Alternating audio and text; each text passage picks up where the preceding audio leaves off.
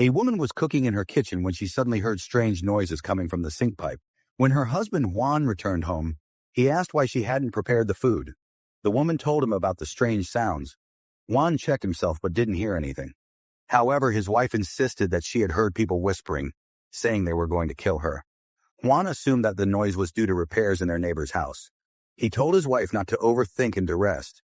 But later that night, when his wife went to the bathroom, Juan heard knocking from the other side of the wall.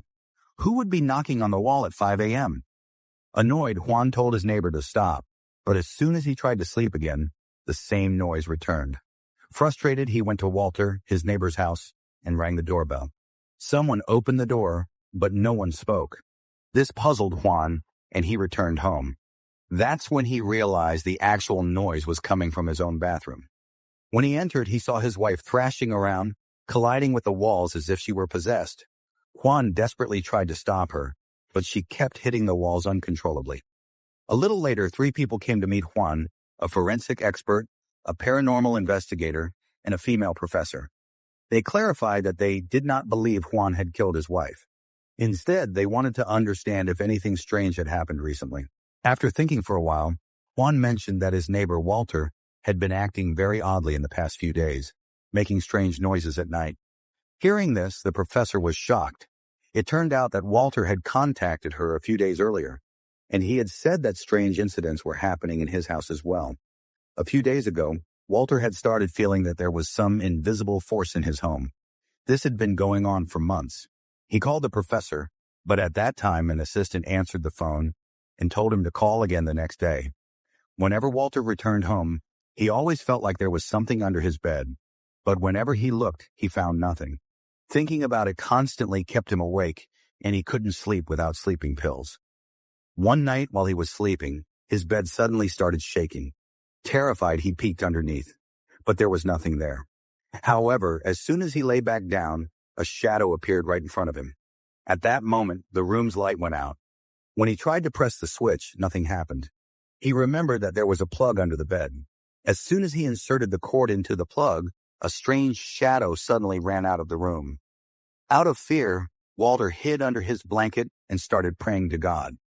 The next morning when he woke up, the entire house was in complete disarray. He immediately called the professor and told him that now the shadow wasn't just moving things, but was appearing in front of him as well. But the professor's assistant refused to help him again because Walter had no solid proof.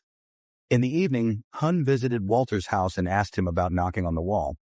Walter made an excuse that he was repairing his house, but that night, Walter decided he needed to gather evidence. He bought a camera and set it up in his room in a way that it could record the events happening at night. As soon as Walter fell asleep, a strange noise woke him up. Slowly, he peeked underneath the bed. Just then, his recording camera suddenly fell to the ground. As soon as he looked toward the window, he saw a strange shadow. Terrified, he immediately turned on the light, but the shadow disappeared. He picked up his camera and began watching the recorded footage. In it, he saw that while he was sleeping, a terrifying figure was staring at him. Then slowly, it moved into the wardrobe, perhaps causing the camera to fall in the process. Shocked, Walter glanced toward the wardrobe. He was extremely frightened, but gathering his courage, he stepped forward and opened the wardrobe door. Inside, he only found his old clothes hanging, but when he replayed the video and rewound it a little, he realized that the strange shadow had actually emerged from under the bed. Suddenly, the wardrobe door opened on its own, and the ghostly figure was inside. Fearfully, Walter looked into the wardrobe and, in the reflection of his own gun, he saw that same shadow. He was about to pick up the gun when, all of a sudden, some invisible force slammed him to the ground. Then everything went silent.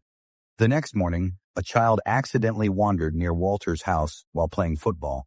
He had only come inside to get some water, but Walter suddenly became furious and told the boy to leave immediately. Frightened, the child was about to run away when just then a speeding bus hit him. Hearing the loud crash, Juan rushed outside and saw that the child was Alicia's son, his neighbor. He began calling out Alicia loudly.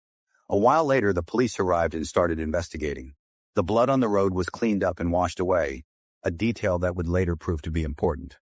After the child's funeral, a question lingered in Juan's mind. He hadn't seen his neighbor Walter for several days. On the other hand, forensic expert Yano received a call from the police requesting his help in a mysterious case. When he arrived at the scene, he found that the woman who had reported the incident was none other than Alicia, whose son had been hit by a bus a few days earlier. Alicia told the police that she had heard strange noises outside her door, and when she looked outside, she saw unusual footprints in the shadow of a small child. Jono was not surprised by this and believed that it was not a supernatural occurrence, but rather Alicia's imagination.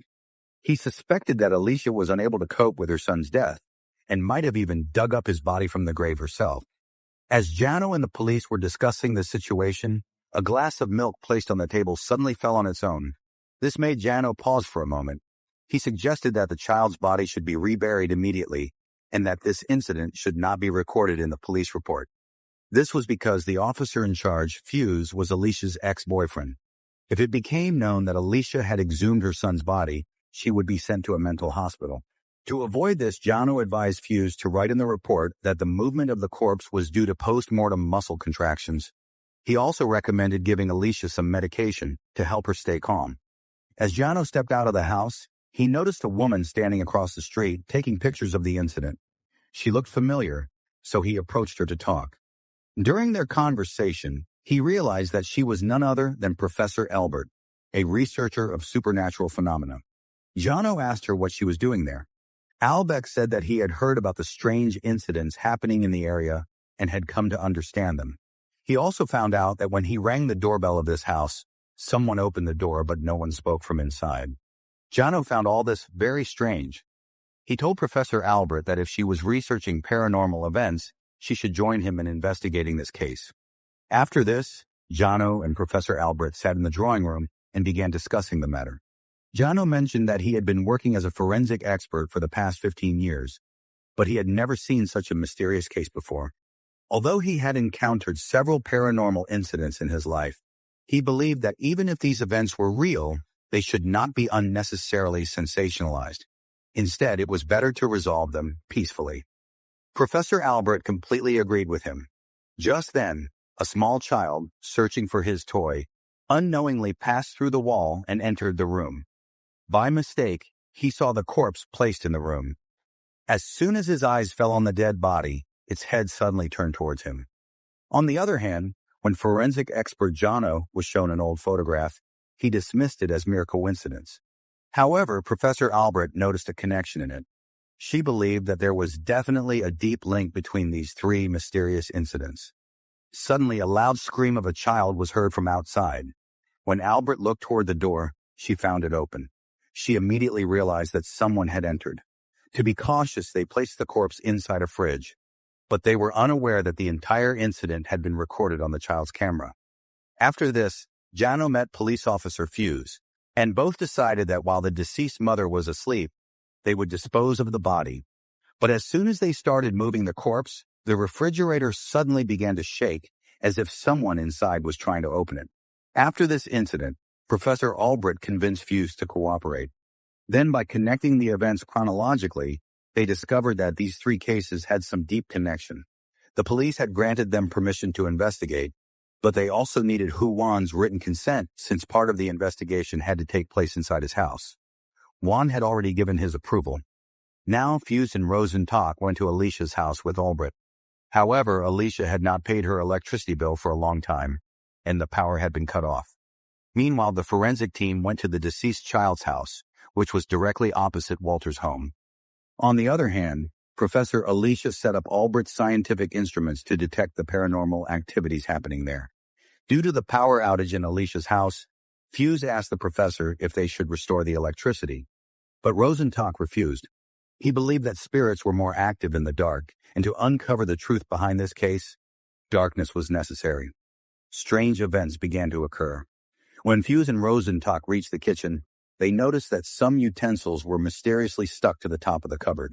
As Rosentalk tried to touch one of them, a knife suddenly lifted into the air and inflicted a deep wound on his hand.